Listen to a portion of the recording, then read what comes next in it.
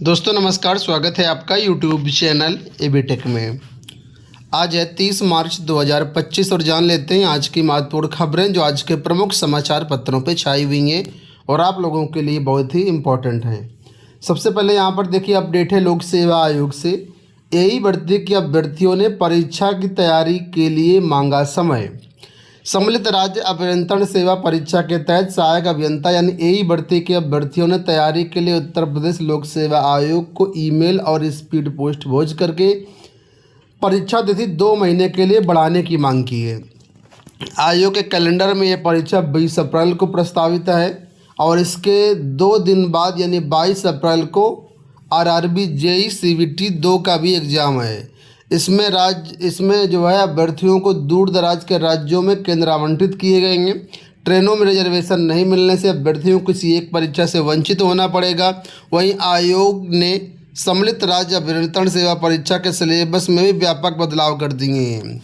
अभ्यर्थियों का कहना है कि सिलेबस के अनुरूप तैयारी के लिए पर्याप्त समय नहीं मिला है और ऐसे में थोड़ा सा परीक्षा को आगे बढ़ाया जाए। तो ऐसे में बड़ी संख्या में अभ्यर्थियों ने राज्य अभियंत्रण सेवा परीक्षा टालने की मांग की है।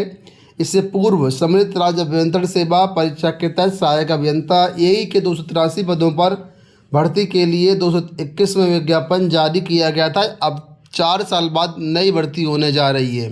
इस बार 604 पदों का विज्ञापन जारी किया गया, जिसमें सामान्य चयन के 582 पद हैं, विशेष चयन के 22 पद हैं। तो फिलहाल ये परीक्षा जो है आपकी 20 अप्रैल को प्रस्तावित है और छात्र मांग कर रहे हैं कि इस परीक्षा को 2 महीने के लिए आगे बढ़ा दिया जाए।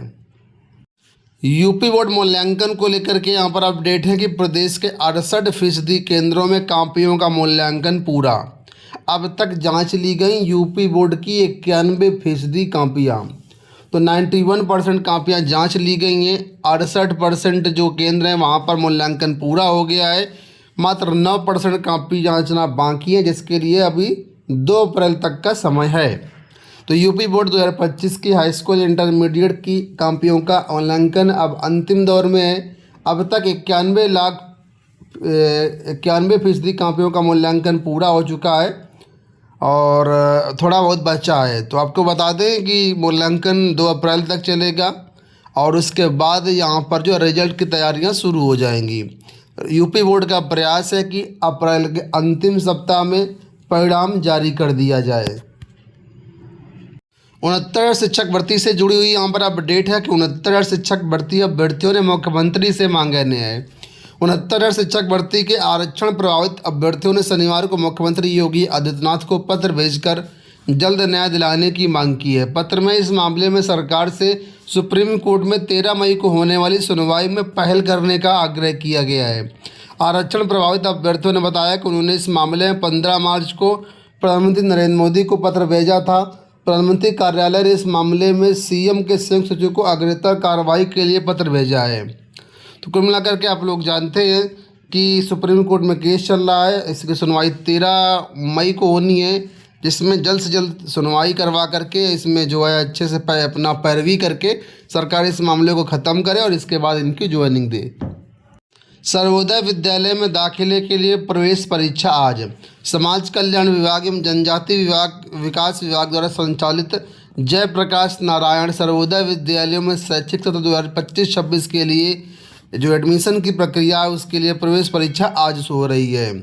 इन विद्यालयों में नवोदय पैटर्न पर पढ़ाई होती है। इस बार प्रवेश परीक्षा 30 मार्च को आयोजित की जाएगी, जिसका आयोजन सुबह 2 पालियों में होगा। पहली पाली 11 बजे से प्रारंभ होगी। यहाँ देखिए अपडेट है कि स्थानांतरण प्रक्रिया जल्द, साथी तलाश रहे शिक्षक। परिषदीय स्कूलों में कार्यरत शिक्षकों के स्थानांतरण की प्रक्रिया शिक्षा विभाग जल्द शुरू करेगा। स्थानांतरण प्रक्रिया के तहत शिक्षक 1 अप्रैल से पोर्टल पर पंजीकरण कराना शुरू कर देंगे। म्यूचुअल ट्रांसफ़र की प्रक्रिया शुरू होने से पूर्व अन्य जनपदों में कार्यरत शिक्षक अपने साथी की तलाश करने में जुट गए हैं। ग्रुप में वो मैसेज कर जानकारी जुटा रहे हैं। तो गर्मियों की छुट्टियों से पहले ही परिषदीय विद्यालयों में ट्रांसफ़र की प्रक्रिया शुरू हो रही है। उसी के लिए यहाँ पर अपडेट दिया गया है कि स्थानांतरण प्रक्रिया जल्द 1 अप्रैल से यहाँ पर जो है पंजीकरण शुरू हो जाएंगे। यहाँ देखिए अपडेट है कि राजकीय इंटर कॉलेजों को मिले 383 स्थायी प्रधानाचार्य। माध्यमिक शिक्षा विभाग ने शिक्षकों के पदोन्नति को लेकर के दी तैनाती, लगभग 3 साल बाद हुई स्थायी प्रधानाचार्यों की नियुक्ति। तो माध्यमिक शिक्षा विभाग में लगभग 3 साल बाद 383 राजकीय इंटर कॉलेजों को स्थायी प्रधानाचार्य मिले हैं। इसमें 292 बालिका राजकीय इंटर कॉलेज हैं। विभाग ने इनको तत्काल कार्यभार ग्रहण करने के आदेश दिए हैं। ठीक है, यहाँ देखिए अपडेट कि राज्य विश्वविद्यालय में नए सत्र से शुरू होंगे 7 पीजी डिप्लोमा पाठ्यक्रम। प्रोफेसर राजेंद्र सिंह रज्जू भैया राज्य विश्वविद्यालय में नए सत्र 2025-26 से 7 नए 1 वर्षीय स्नातक डिप्लोमा पाठ्यक्रम शुरू होंगे। यह निर्णय शनिवार को विश्वविद्यालय की विद्या परिषद की बैठक में लिया गया और कुछ देर बाद कार्य परिषद की बैठक में इस पर अंतिम मुहर भी लगा दी गई। तो 7 नए पाठ्यक्रम यहाँ पर शुरू होंगे। जो 7 नए पाठ्यक्रम हैं उसमें से मैं आपको बता दे रहा हूँ कि post graduate diploma in yoga, मनोविज्ञान विभाग में post graduate diploma in council, समाज कार्य विभाग में post graduate diploma in criminology and criminal justice, समाज कार्य विभाग में post graduate diploma in NGO and project management, computer science विभाग में post graduate diploma in cyber security का संचालन शुरू किया जाएगा। अगर आप इंटरेस्टेड हैं इन पाठ्यक्रमों के लिए तो आप एडमिशन ले सकते हैं। बिहार से अपडेट है कि बिहार बोर्ड ने जारी किया परिणाम, 82.11% अभ्यर्थी उत्तीर्ण। मैट्रिक का रिजल्ट जारी किया गया, मेहनत कशों के बच्चे बने बिहार टॉपर। तो कुछ तस्वीरें आप लोग यहाँ पर दे सकते हैं। जो लोग यहाँ पर बिहार टॉपर बने हुए हैं, पटना में मैट्रिक परीक्षा का रिजल्ट जारी करते हुए कुछ तस्वीरें आपके सामने हैं। परिवहन निगम के मृतक आश्रित की होगी भर्ती। परिवहन निगम में 1164 मृतक आश्रितों की भर्ती की राह खुल सकती है। निगम के जीएम कार्मिक अशोक कुमार ने जीएम संचालन अंकुर विकास से इस संबंध में रिपोर्ट मांगी है, जिससे कि इस योजना से ये सुनिश्चित करने में मदद मिल सकेगी कि नए कर्मियों को वेतन भत्तों आदि को देने में किसी प्रकार की कोई परेशानी ना हो। जीएम कार्मिक ने कहा कि जल्द इसकी विस्तृत रिपोर्ट दी जाए, जिससे कि मृतक आश्रित कोटे की भर्तियों को पूरा किया जा सके। साथ ही उन्होंने खाली पदों का ब्यौरा भी मांगा है। तो मृतक आश्रित कोटे में परिवहन निगम में भर्तियाँ काफ़ी समय से नहीं हुई हैं, तो फिलहाल ये भर्तियाँ शीघ्र ही शुरू करने की तैयारी है।